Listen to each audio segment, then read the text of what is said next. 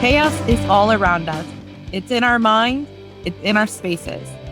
Melissa is a hopeful who simplifies organizing. Angel is a curious idealist who clarifies complexities. Together, we take on the mental overwhelm and cluttered spaces to spark conversations that lead to clearing chaos.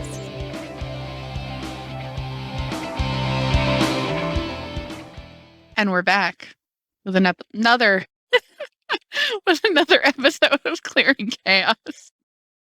And chaotic it has been. Yeah.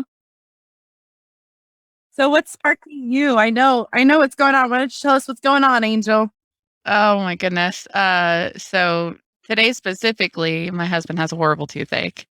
And when someone that we love is in pain, it can bring some challenges, especially if it's pain that we can't do anything about. Mm-hmm. Yeah. Yeah. That empathy is hard to have, which is great. I mean, I think it's a great follow-up to another episode. And we talked about that art of selfishness. And now we're like, okay, well, how do we balance that with empathy and feeling being out of our own control sometimes? It's hard, man. It's hard. It is hard. Yeah. So let's talk about it. What about you? What's how is that spark impacting your life right now? It is definitely super heavy. You know, like when life and death situations are out of your hand, and so then you just wait. Yeah. There's nothing you can do. Like, I can't make it not suck less. I can't do anything but wait. And so what do we do, Angel? We cheers. Cheers. It says Hakuna Moscato. It means drink wine. It does. It means, have hard conversations, find a friend, and tilt it back together. Amen, sister. Amen. And that's episode 3. And scene. Yeah. Mm-mm. Mm-mm. Empathy is hard sometimes. Empathy is hard. So what does empathy mean to you? What does it mean to you to be empathetic? To me, empathy and compassion are very relatable to each other. It's being able to sit openly in the suck of somebody else. That's such a great definition. Sit openly in the suck of somebody else. Right? Like, oh, that's really good. Even if you can't do anything. All I can do is just sit in your dark space with you. Mm-hmm. Just be there. Just be there. That's all you can do sometimes. And frick, man, that's hard. It's hard, especially as women, as moms, as care providers. It's like we want to kiss the boo-boos, right? We want to make it better. How can I have a Band-Aid for your, cut off arm? Why is there not pain relieving Neosporin for this? Right? Where's the numbing agent for empathetic feelings that you can't control? Oof. Oof. Oof. Oof. It's chaotic. It is. It makes my brain go all twirly. Yeah. I want to do something. I mean, this situation with my husband and his tooth today is a little less serious than what you've been up against, but I mean, the feelings are very similar. Like I want to fix it. I want to make it better. I want to do something. And so I just sit there and stare at him, pacing back and forth in pain. And I'm like, I don't know that I've ever felt this useless in my entire life. Right. But that in itself speaks volumes to the choices we've made of the people we want to be. Mm-hmm. Right. You can actively make choices about, do I willingly want to sit in the sucky moments with you? Do I want to try to be empathetic and understanding and just hear? Or I'm going to take myself out of that because it's too heavy. And I think that speaks volumes to the choices we've made in our own lives, to the people we actively want to be. Mm-hmm. I mean, there was a huge delay in recording this because of both of our empathetic souls last weekend with all of the stuff that you guys were dealing with. And then this weekend, probably a little bit more of that and then some of this. And, but it's because we care and we care hard. And I think it makes a difference. We only have so many F's to give in this world. And so we have to be really choosy about the things that we choose to give a crap about. Right. Yeah. And so I think that's probably one rabbit hole that we can kind of go down a little bit is how do you decide if it's worth putting your time and energy into showing that empathy and being there for that other person. Yeah. Yeah. Definitely. Oh, girl. It's hard. How do you decide? Because I know there's everybody's got problems, right? Every single person in our lives has some sort of problem or thing that they're up against or challenge that they're working through. And so how do you decide which are the ones that you use one of those F's that you have to give? I guess maybe the book that we could have talked about could have been Mark Manson's book, but how do you choose if it's worth giving your empathy to? Right into the book I chose, which is Life's Golden Ticket, which I decide how I want to spend a ticket, I guess, more or less in life of, who do I want to share a journey with? Who do I want to sit next to in the show? And I choose you, Melissa. I choose you. Obi-Wan. Pikachu. I choose you. You're my Pikachu.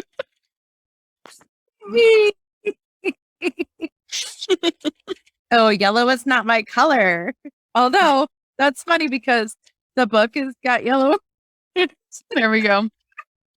So that's kind of, I guess that was meant to be today. If I'm your Pikachu, then yeah. Well, girl. So tell me more about this book. This is not a book that I have read yet, but sounds like something that I will read or will need to read. You will. This is one of those books, like that question you get of, if you could recommend one book, this is it. This is the one for me. This is the one I've listened to probably a dozen plus times in audio version. And I bought this book and gifted this book so many times. It is eye-opening to the fact of, okay, well, this is who you are. Do you actually want to admit who you are? And do you like who you are? And how are we going to change that? Yeah. So like even like one of the first, like the story starts with, like the young lady that's been missing for 40 days, even though she just went out of town for the weekend. And where is it? Hold on. It's recounting those as her partner, like, I wish we wouldn't have had that fight before you left the house. Like the crap, if I could have changed something, would I have changed something? And we're drowning here, we're drowning in despair in our own pools of pessimism. Like that in itself of, am I really living the life I want to live? Or am I numbing out to the hard shit? Sorry, kids, this is now PG-13, but this is life. Like we get to make that choice of, this is hard, right? Feeling the empathetic vibes of other humans is freaking hard. Like taking the time to really, to try to understand another person, not from your own perspective, but from theirs.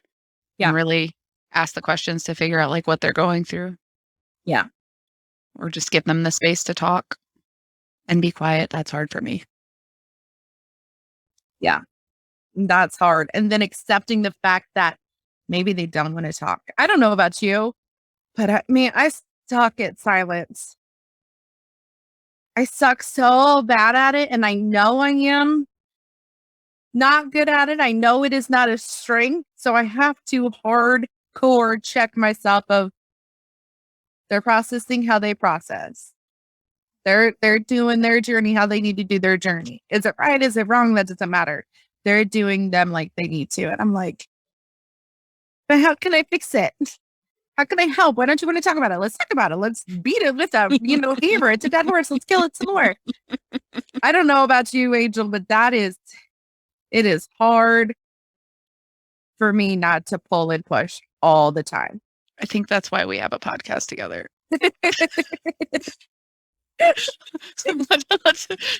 we both want to talk about the things, so let's just get together and talk about all the things.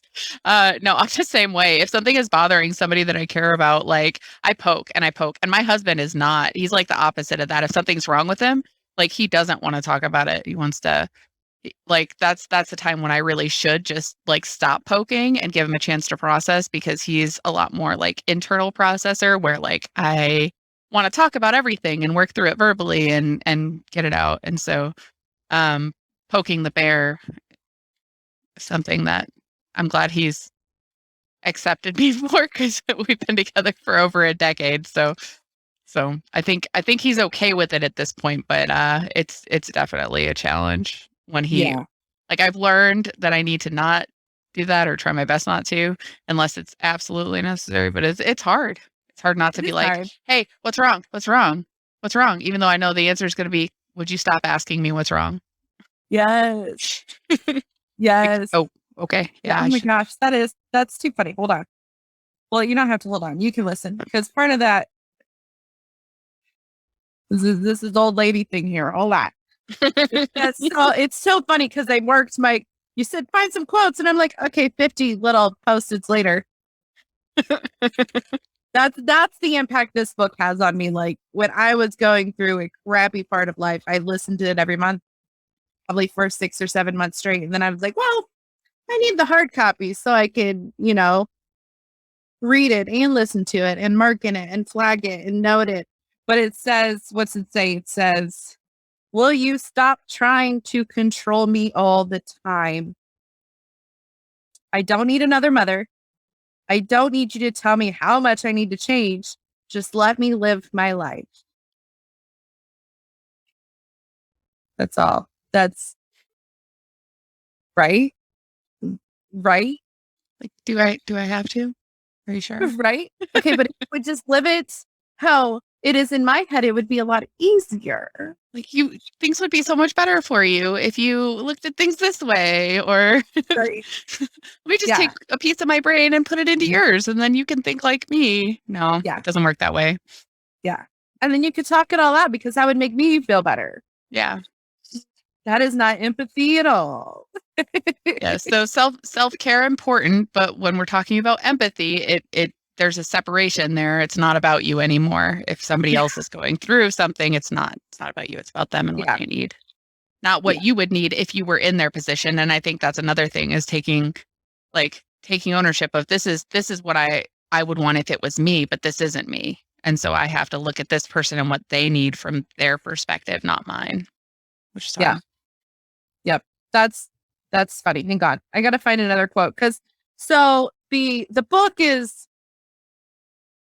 you're gifted a golden ticket to an experience, basically an experience that reflects your past, present, and possible future, right? You look at the ugly, you look at the good, you look at it all.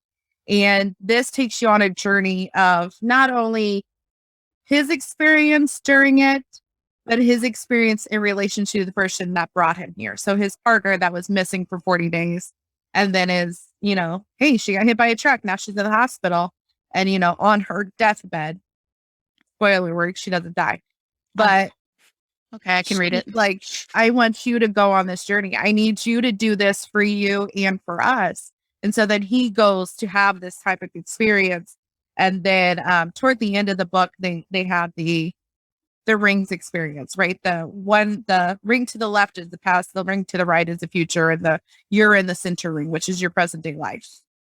Right. So all these performances have happened to show you what you can and can't do in life, show you possible potential that you may not have known you had. But part of that is, look, I marked that whole page. Look, I just marked these 2 pages. That's where it came out for me of do you ask the questions of, did you ever ask yourself, what did I make happen for these people? What did I give? And too often, we're asking, what did I get from that experience? What did they give me? What did they, versus the empathetic seat of how can I be for you? So it's just, yeah, I can't wait for you to read this or listen to the audiobook and then call me and be like, all the things. Yeah, it is. It's all the things. And it's me realizing I should probably close my blinds, but that's okay. Yeah. Yeah. It's definitely hard. So what brought you to the realization that you could work on your empathetic relationships with others? I think for me, it was probably having people in my life that were brave enough to call things out and like speak their truth of a situation. Maybe help me see things, see what version of myself I was putting out there. Kind of putting that mirror up in front of me. I think there was a big kind of self-development journey that I've kind of been through over the last, I don't know, 10 years. And having people in my life who were open and honest, and we were able to have those harder conversations where somebody could say, hey, this is what you said. This is what it seems like based off of what you're saying or the way that you're acting. And having the safety to be able to say that to those people as well made a big impact. Going through Crucial Conversations course was helpful in that journey. I was on a team where we all went through it together. And so it really opened up the lines of communication. I think a lot of people are afraid of confrontation and are afraid of sharing like, hey, I was in this difficult space. This is how you reacted, but that's not what I needed. This is what I need in that situation. And being able to tell each other like being able to say to somebody what you need and ask them, like, what do you need in this situation? Because a big piece of it, like, even if you're not that self-aware, anybody can step back and say, tell me what you need, or tell me how I can help, if I can help. Yeah. Yeah.